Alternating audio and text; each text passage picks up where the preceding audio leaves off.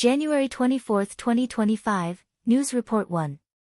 According to AFP, White House spokesperson Karine Jean-Pierre stated on Twitter on the evening of January 23 that President Trump's deportation actions targeting illegal immigrants are progressing smoothly. As of now, law enforcement has arrested 538 illegal immigrants and deployed military aircraft to deport hundreds of them. After Trump signed the related executive orders on January 20, U.S. Immigration and Customs Enforcement, ICE, quickly launched large-scale enforcement operations across the country. Newark, New Jersey Mayor Ras Baraka pointed out on January 23 that ICE had raided a local facility and arrested several immigrants, including a U.S. military veteran, without showing arrest warrants. At the same time, the California Immigrant Policy Center launched an Immigrant Rights Card, which aims to help immigrants understand their rights in the face of potential arrests. The card lists 7 key points. 1. Do not open the door. If someone knocks, do not open the door or answer any questions from law enforcement, including inquiries about birthplace or how one entered the U.S. 2. Verify the search warrant. If law enforcement claims to have a search warrant, check if the name and address on the warrant are accurate. If not, you can refuse to cooperate. 3. Request a lawyer. Do not sign any documents before meeting with a lawyer. 4. Make a safety plan. Memorize contact numbers of family and friends in case of arrest. Store important documents like birth certificates and nationality papers with trusted individuals. 5. Do not provide false identification. This could lead to more severe consequences. 6. Record any violations.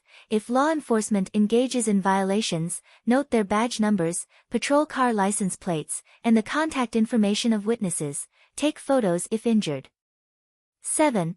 Consult a lawyer in advance. If you receive a phone call or letter from ICE, it likely means you could be arrested, so contact a lawyer as soon as possible.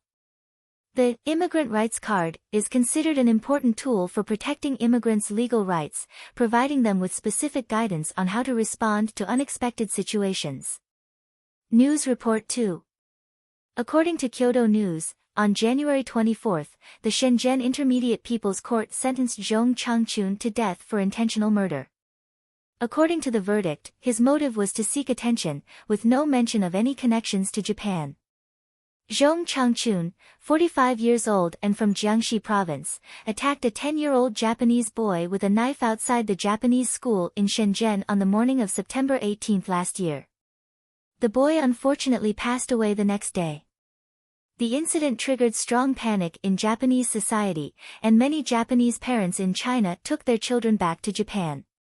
Schools in various cities with Japanese communities also strengthened security measures. It is noteworthy that the incident occurred on the anniversary of the Mukden incident, September 18, which led to speculations that the attack might be a hate crime targeting Japanese people. However, the Chinese government denied this, calling the incident a random act. The verdict also did not mention any hate crime motives related to Japan.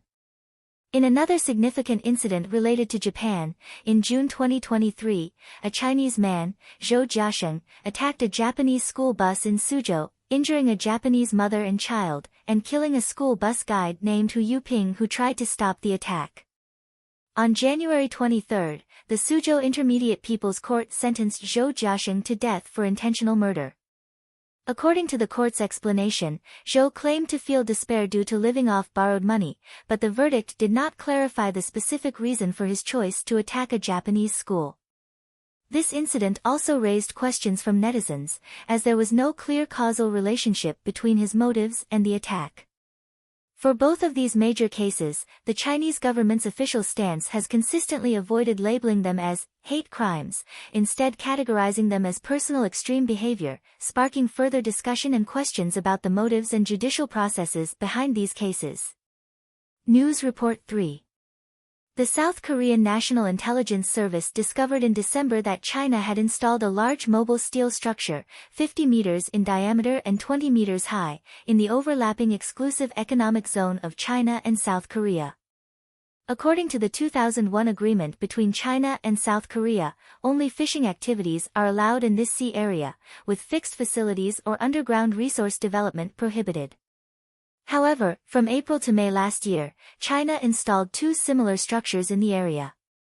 South Korea strongly protested, and China paused the installation. But in December, China resumed construction. According to information gathered by the South Korean government, China plans to install a total of 12 such steel structures in the disputed area.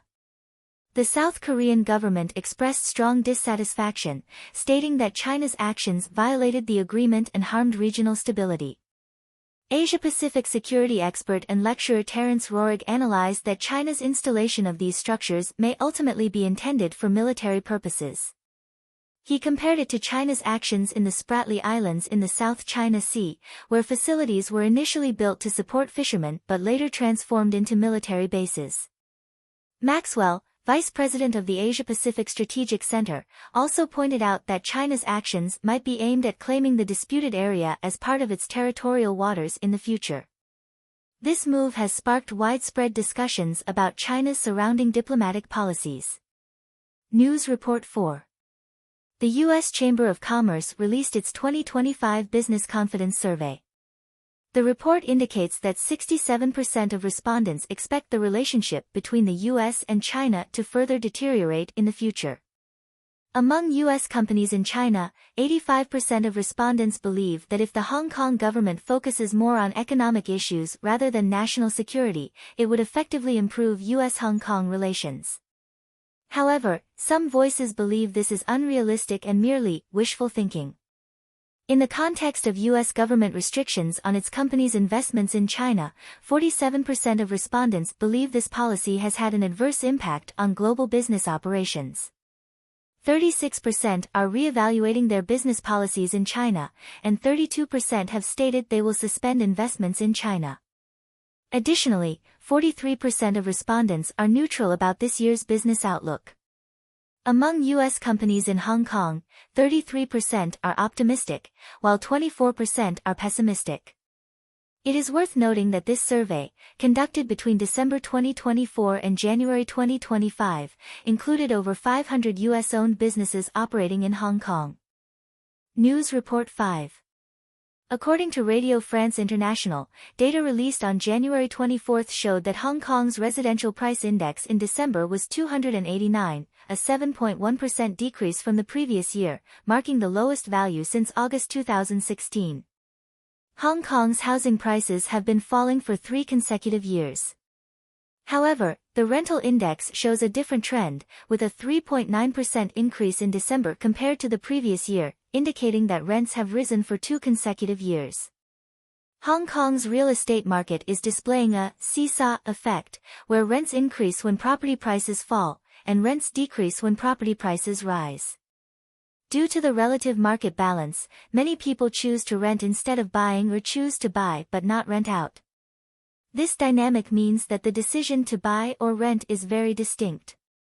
Regarding the trend of housing prices in Hong Kong this year, real estate expert Wang Xiaoling predicted that although mortgage rates might drop by 0.5 percentage points and the inventory of new homes gradually decreases, he believes Hong Kong's property prices may increase by 5%.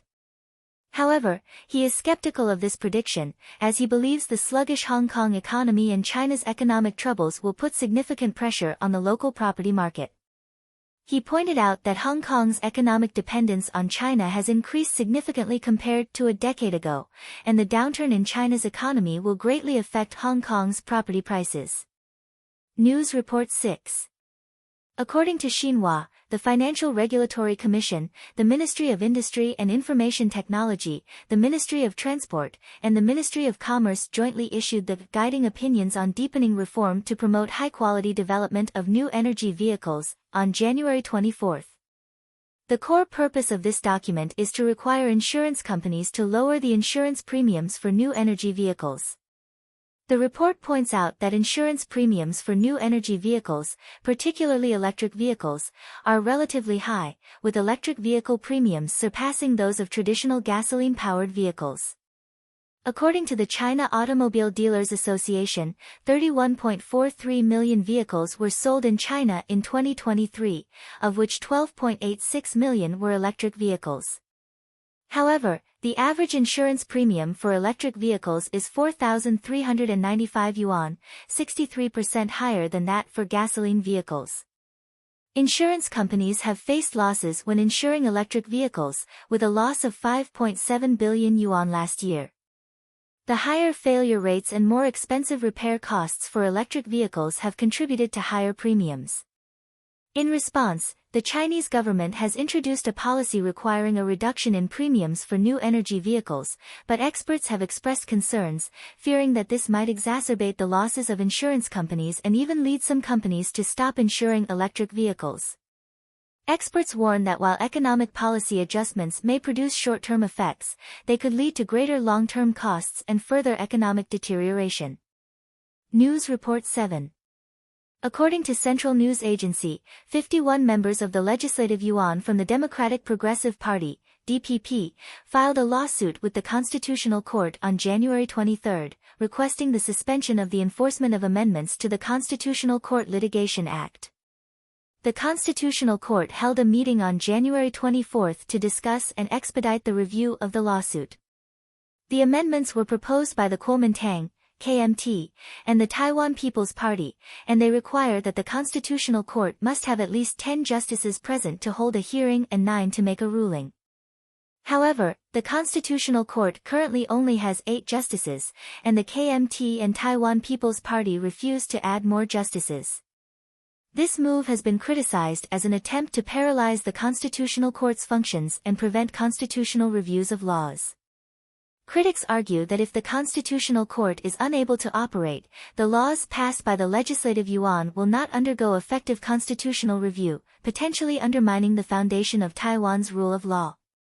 On January 24, the Taiwanese presidential office stated that President Lai Ching-te will propose a request to suspend the amendments to the Constitutional Court Litigation Act and call for the justices to implement related reforms. News Report 8. The Central Meteorological Observatory issued a yellow warning for heavy snow and cold wave on January 24. It is forecasted that from January 24 to 27, temperatures in most parts of China will drop by 8 to 12 degrees Celsius, with cold wave weather affecting many areas.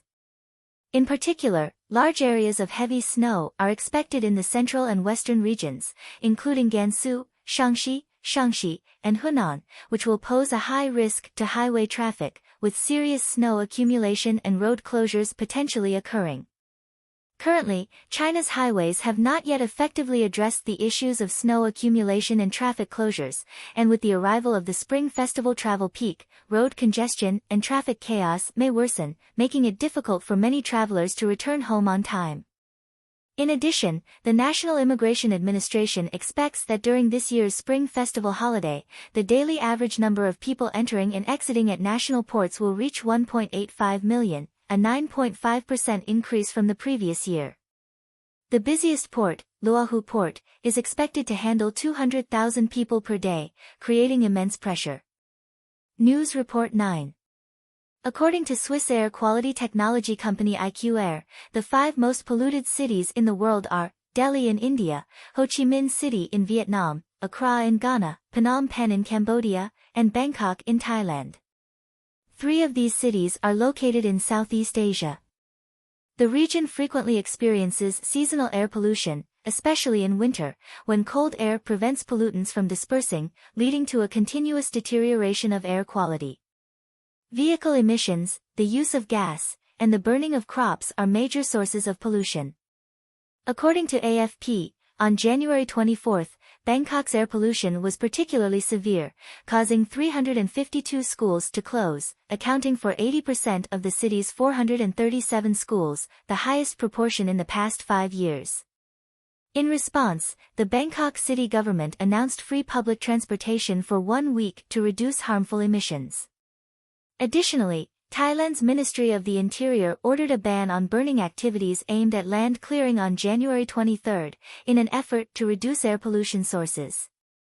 News Report 10. On January 24, Australian Prime Minister Anthony Albanese gave a speech at the National Press Club, encouraging young people to pursue careers as skilled workers, particularly in construction. He stated that if re-elected, he would offer a cash reward of 10,000 Australian dollars to construction apprentices. He also revealed that the government has set aside sufficient funds to support 60,000 apprentices.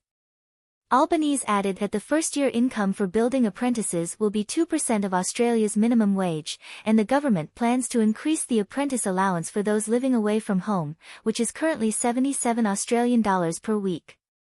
Due to a shortage of housing supply in recent years, rents and house prices have continued to rise, prompting the Australian government to plan for an increase in housing construction.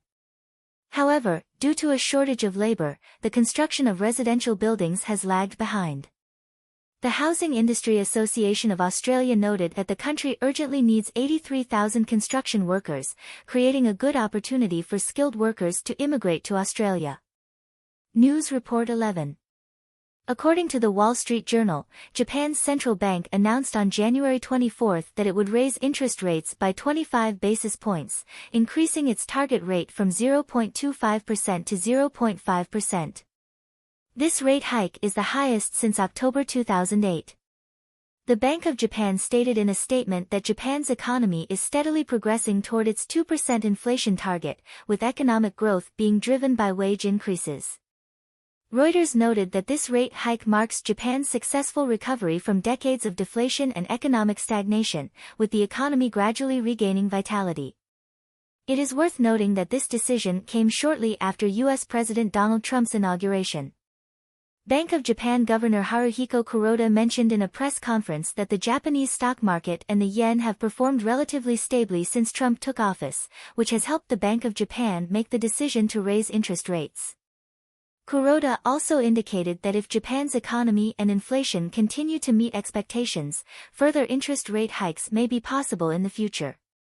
After the announcement, the exchange rate of the yen against the US dollar fluctuated sharply, eventually stabilizing at 155 yen per $1.